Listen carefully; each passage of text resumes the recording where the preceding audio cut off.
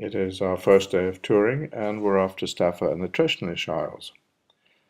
The weather looks a little suspect, a little cloudy, and on the way to Over Ferry to catch the boat, we take some shots of the beautiful scenery. And as you see, the weather is beginning to clear.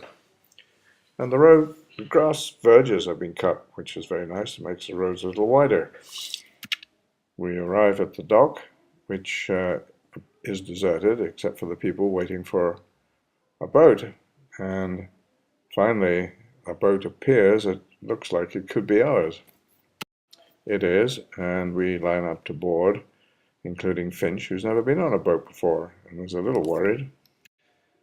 The inside of the cabin below deck, and the map which showed us where we were going. The Ulva ferry pulled up alongside, and as you see, it was £6 to cross to Ulva, and that's as far as you went. On our way to Staffa, we passed Ulva and saw for the first time the peculiar formation of the rock. The area is volcanic, and the slow cooling of the lava caused the rock to form in columns. We're now approaching Staffa, and we can see some of the caves. There are a number.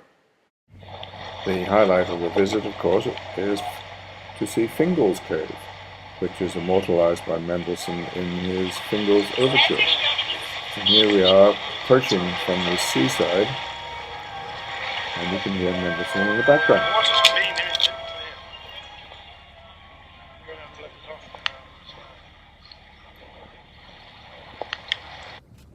In the distance you can see the Treshnish Islands, and in particular the Dutchman's Cap, which is famous.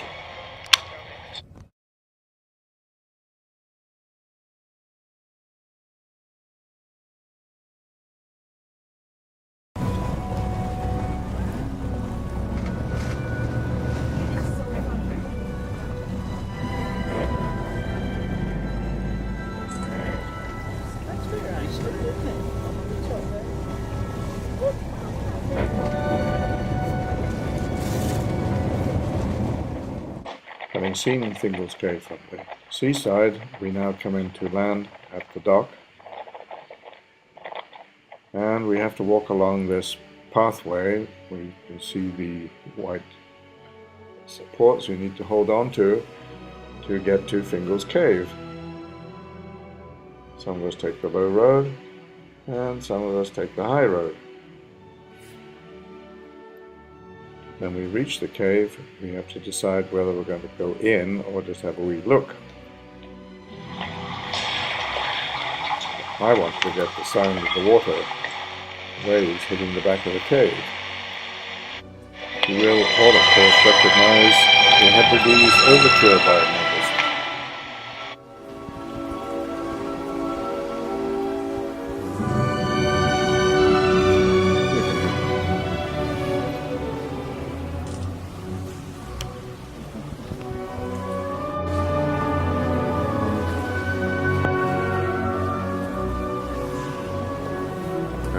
You're doing it? No, I'm just trying to get a noise. I'm gonna right up to the floor. No, I can't do anything. It's scary. Some jellyfish in the water at the entrance. Don't know what kind they are. And then we see our marine biologists out there on the point checking on the marine life.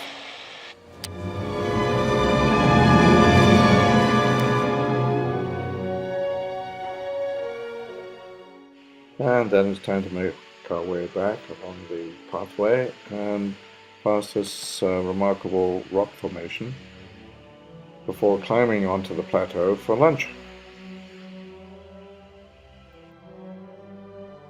And a little bit of exploration, but unfortunately there were no puffins to see. And there again is the Dutchman's Cap, and a look at the north end of Staffa. We now move on to the Treshnish Islands, and as there is no landing dock, the boat carries its own landing gear, and we have to clamber over the rocks. before climbing up a steep hill to get to the plateau where the puffins are nesting. A beautiful photograph and scenery. And looking back to where we have come from and down below us, you can just see the puffins gathering in the water to fly off to the next destination, leaving their young behind in their burrows. And our intrepid mountaineer is up there surveying the scene. Here we see a rabbit, which is most exciting, and then some puffins. And you can see the puffin burrows. The boat did not leave for 2 hours, and it was a little boring as there wasn't a whole lot to see other than these few puffins. On the way back, we saw some wildlife, some eagles, and also some seals, which you can see in these photographs as they get bigger and bigger.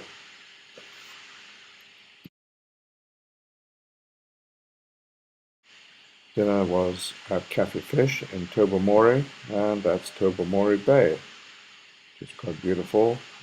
We were waiting for our table and passed the Treshnish Hotel. Dinner was very good, mostly fish.